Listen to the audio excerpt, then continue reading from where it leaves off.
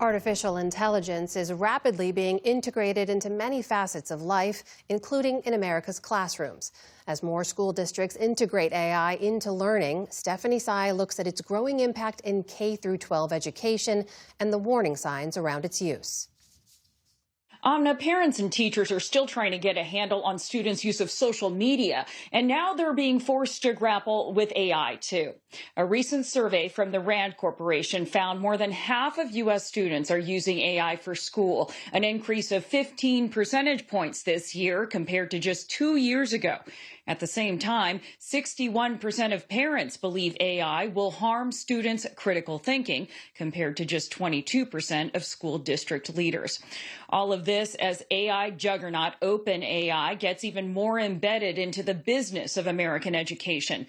Today, it announced a new partnership with school districts across the country. The company says it is giving roughly 400,000 K through 12 educators free access to a version of ChatGPT through the next academic year. Let's start by hearing from some parents and teachers grappling with the onset of AI in schools. Hi, my name is Elsie Carter. My daughter is in the ninth grade and she's 14 years old. I use AI every single day. Of course, I know that they're using AI as well. But she has expressed that she uses it to mostly just kind of help guide her in her writing assignments to make sure that her argument is present, that it's cogent. I'm Crystal Jean, and I'm a teacher. Being in this profession for as long as I have, change is always there. And AI is just another change. It's not going anywhere. I'm Sarah, and I have a child in 12th grade. The superintendent of Houston Independent School District, where my child goes, is a big fan of AI. And it's taking the place of teachers' ability to write curriculum and, experts' ability to write curriculum. I'm Matt Walton. I am a technology and engineering education teacher in Henrico County, which is located just outside of Richmond, Virginia. To be honest, I think we're, as a society in America, we're kind of behind the eight ball a little bit when it comes to artificial intelligence and teaching it to our high school students. My name is Chris Hamatake. I have 3 kids in K through 12 schools. I've got a 4th grader, a 9th grader, and an 11th grader. If my kids are going to use AI, I want them to know, kind of questions to ask to figure out, is this an accurate response from AI? Can I trust this? And how do I prove that it's accurate or not? There have been times when students have tried to pass off an AI generation as their work. And when it's been flagged, and I've tried to have a conversation with the student, rarely have they been able to put thought into their, into their verbalization. I'm an AP computer science teacher, and there's a unit on artificial intelligence in there. We do talk about the language models out there, such as ChatGPT and Gemini and Microsoft Copilot. But I also ask my students to investigate artificial intelligence that goes beyond the classroom walls. For example, how's the AI going to be used in healthcare? It is going to change our ability to critically think about things. But it's also the future. Like it's here to stay. It's being integrated into every electronic device and software that you can imagine. So I think that we have to embrace it. And we just got to be careful because I do think that critical thinking part of it is altering our ability to think for ourselves. Who's Reading is a reading log platform that I've been dabbling with and having the students use, and the writing prompts are like AI generated, where you can keep track of the minutes that you read, and so it's very personalized. And then you can lower the reading level. You can put the grade level of the student if they're 7th grade, but their reading level is, say, 3rd grade. I've heard a lot of people say, oh, it's an aid to students, it helps them. But, if you're using AI to help you organize your paper or to help you come up with ideas or to help you strategize for your paper, you're not learning how to do that yourself. I don't necessarily have a problem with that being introduced into the classroom setting as long as teachers are able to take the role of the supervisor, the fact checker with it. And that's can be hard because we ask a lot of our teachers anyway. And I don't know if they have the bandwidth for that. I'm joined now by Justin Reich, the director of the Teaching Systems Lab at MIT. He's also the author of Failure to Disrupt: Why Technology Alone Can't Transform Education. Justin, thanks so much for joining us. You heard the anxiety, the opportunities, the uncertainty associated with this technology. Your research has really been focusing on this, in particular with K through 12 education.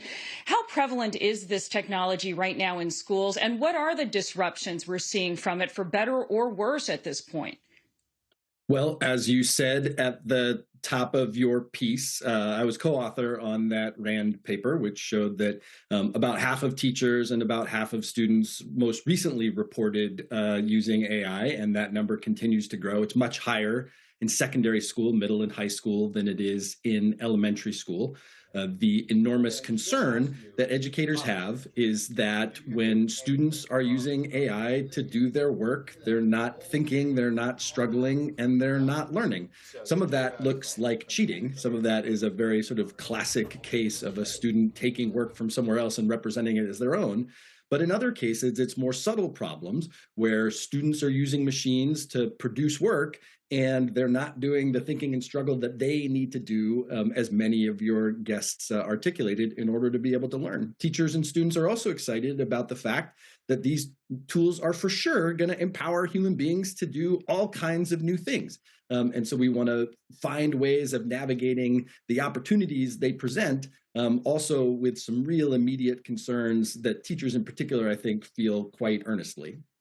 Now, and you have OpenAI now freely giving it to thousands of teachers, saying ChatGPT will enable teachers to be better at their jobs. We spoke to the superintendent, Justin, of a large, diverse school district in Virginia who is part of this new initiative. Here's what she said. It's a very diverse system with diverse needs. What that means is heavier demand placed on our teachers, because our educators are the ones that have to differentiate lessons, look at data across multiple content areas for multiple students. And that can be a heavy tax on time. So when I think about what's possible with OpenAI, with ChatGPT for teachers, it really can go a long way in helping supplement what our teachers are doing in the classroom every day, removing some of the barriers of time and the burden of time for teachers to do some of the manual, more administrative things that actually ChatGPT for teachers could do for them.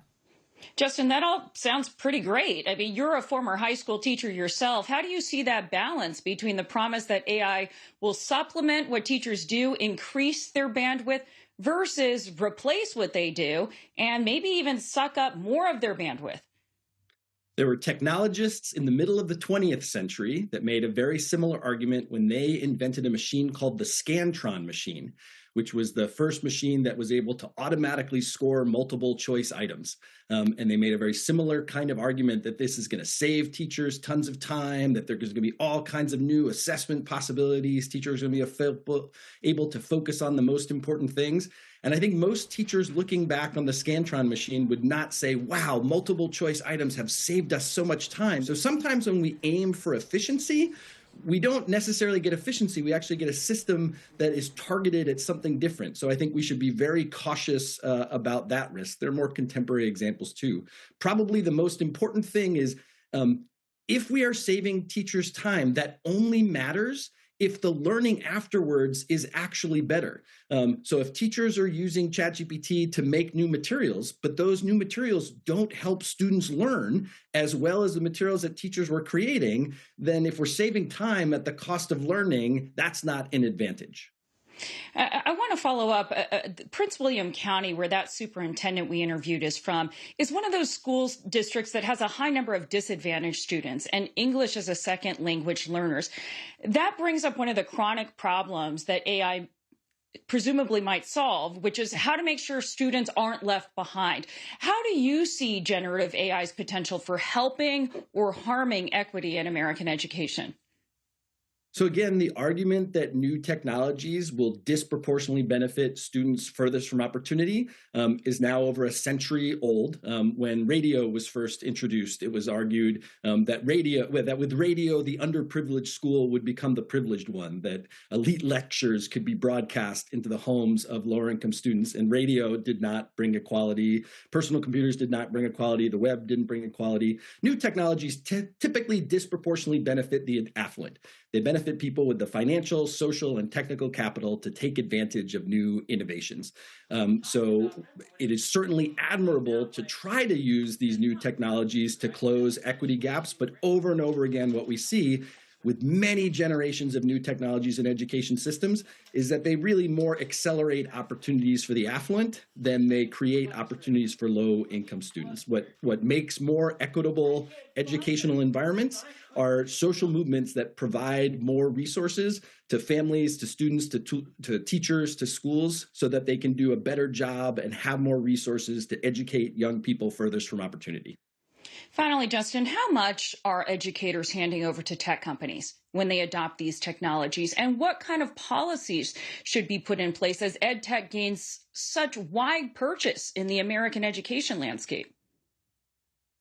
Well, I think school district leaders should constantly remember that for organizations like OpenAI, giving away ChatGPT is a customer acquisition strategy. These companies are trying to build brand affinity and make students customers for life. And our public school systems should be very careful about how we invite any kind of company into what we take as a public good and as a good that students can't refuse. I think there are some districts that are exploring questions like, should students and families be able to refuse? Be able to say, actually, I don't want my students introduced to those tools, and how would they logistically work with that, and how would that work? Probably the other thing that school districts really need to keep in mind is that this free technology they're getting is venture capital subsidized technology. This is like the Uber rides you used to get for $8 across town. One day the investors will want their money back. And when that day comes, we may find that the consumer experience of these tools gets much, much worse, that either they become more expensive or they have more advertisements, more sponsored content, all kinds of things that maybe we really don't want happening inside of our schools. So school district leaders making these big purchases or these big acceptances of free resources from schools really need to think carefully, not only about the decisions they're making now, but what they may be locking themselves into for the future. Just so much to talk about when it comes to this topic, and we'll continue to explore a lot of these AI issues down the line. For now, we'll have to leave it there. Justin Reich, director of the Teaching Systems Lab at MIT, thank you for joining us. It's been a great pleasure. And we'll continue our look at AI's role in education next week with a report on its use and regulation at the college level. That's part of our special series, Rethinking College, next Tuesday.